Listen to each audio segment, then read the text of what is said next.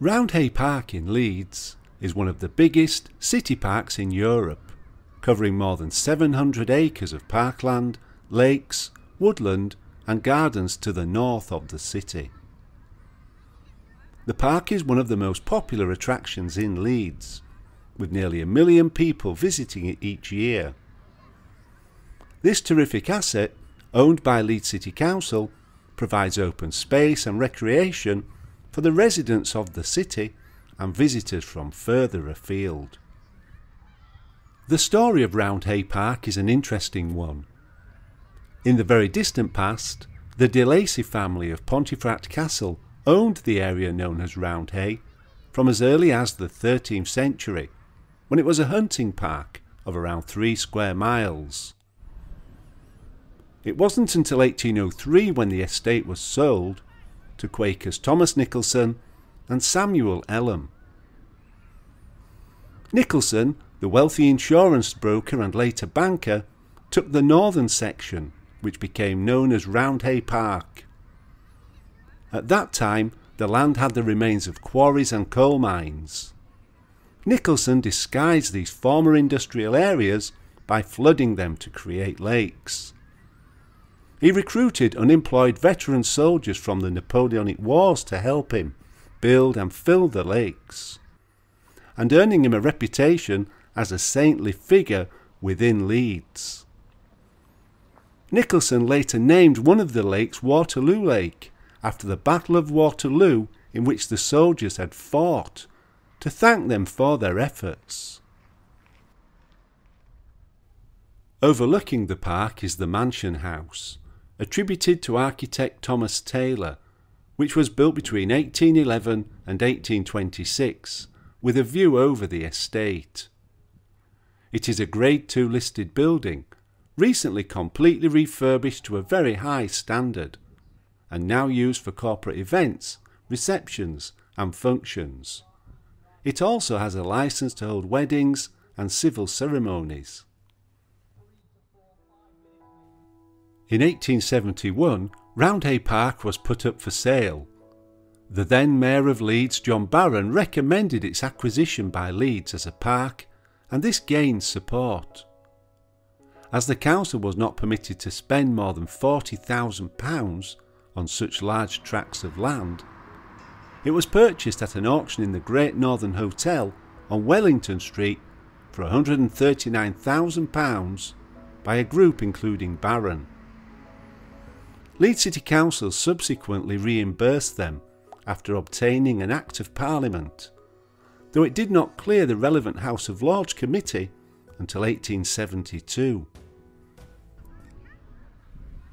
Prince Arthur, the third son of Queen Victoria, officially opened the park in 1872 in front of a very large crowd. Being so far from the centre of Leeds and lacking adequate public transport, the use of the park took off slowly. Lord Mayor John Barran was made fun of in various publications for buying what was called a white elephant, as at that time it could only really be reached by one route, the old turnpike road, which dated from 1808. The purchase of the park was regarded by some as a reckless waste of ratepayers' money. However, with the arrival of the tramway system, the park quickly established itself as a popular visitor attraction for the masses.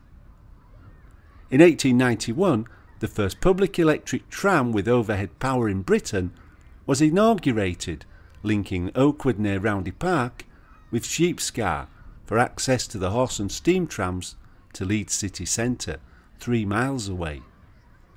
People could now visit and enjoy the park in large numbers. In 1894, a vast sports arena was constructed, providing work for a large number of unemployed men.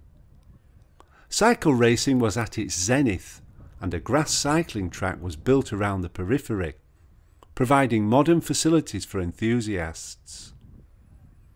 The arena was regularly used to host charity cricket matches, and nearly 20 years later, it was even offered as a venue for the FA Cup final.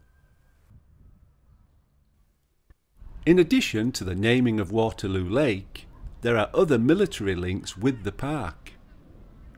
This extensive area of grassland to the immediate south of Roundhay Park has long been known as Soldiers' Field. It was used up to and during the First World War by local battalions as a muster and parade ground. Robert Blackburn's Olympia Aeroplane Works on Roundhay Road also used the fields to test his Pioneer aircraft. Alongside the park's arena is Hill 60, which was named to commemorate the soldiers who died near Hill 60 in Ypres in Belgium during the First World War. Hill 60, south of Ypres, was the site of a battle fought in the spring of 1915, and soldiers from Leeds lost their lives in the campaign. You may notice that there is terracing on the hillside, which acted as seating for people attending events in the arena. Roundhay Park became an even bigger asset than even John Barran might have envisaged.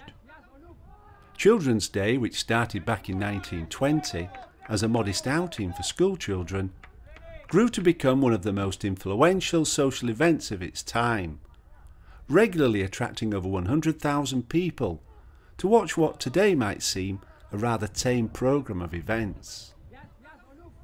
It was the brainwave of three teachers, Vernon Harrison, Archie Gordon and Arthur Thornton, who were concerned that many pupils never left the confines of their immediate surroundings.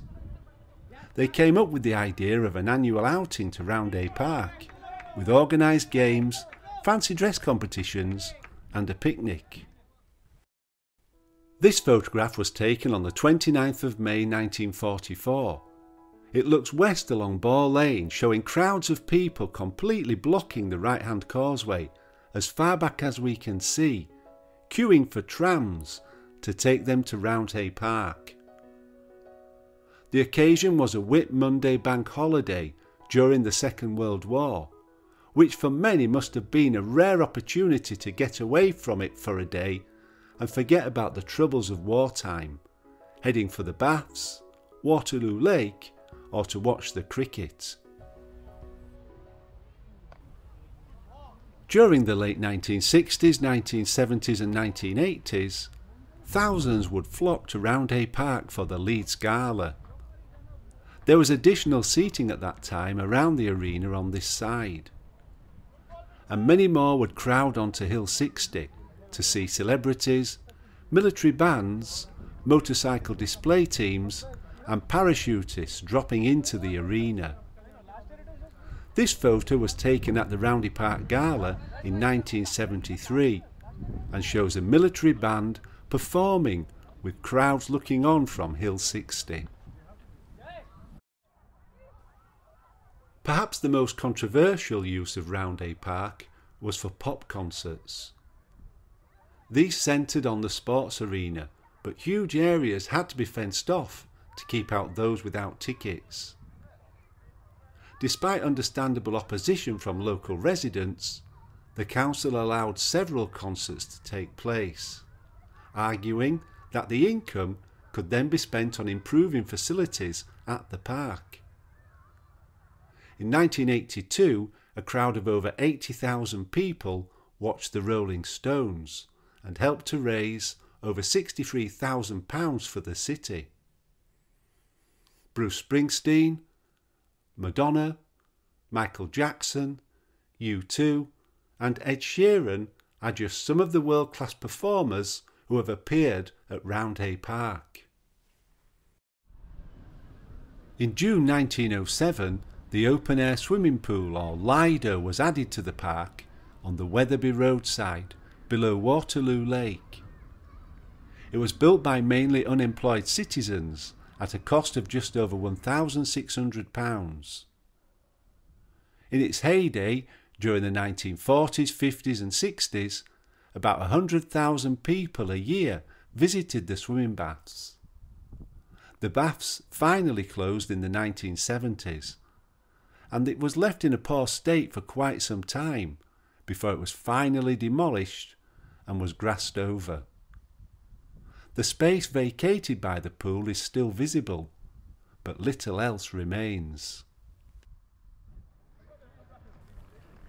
The largest feature of Roundhay Park is Waterloo Lake. Today it is used for fishing, and you often see people in canoes on the lake. But in the past, boating was a major pastime. Rowboats were for hire, and there have even been pleasure cruises on the lake. This photograph was taken in 1899, when the electric pleasure boat, the Mary Gordon, was first launched.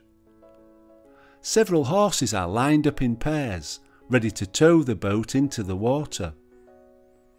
The boat was named after the Lady Mayoress of Leeds at the time of its launch, the wife of Alderman John Gordon, who was Lord Mayor in 1899 to 1900. The Mary Gordon stayed on the lake until 1923, when the craft was sold and moved to the River Calder at Wakefield. Incredibly, the Mary Gordon is still around today, although in a poor state of repair. There has even been talk of the boat being restored and returned to the lake. That would be quite amazing. The upper, smaller lake includes an ornate fountain and is now maintained as a wildlife area. Roundhay Park is home to a high number of swans, and some even nest on the lake. It has to be said that in the past the upper lake was allowed to fall into poor shape. At the moment it is faring much better and looks in much better condition.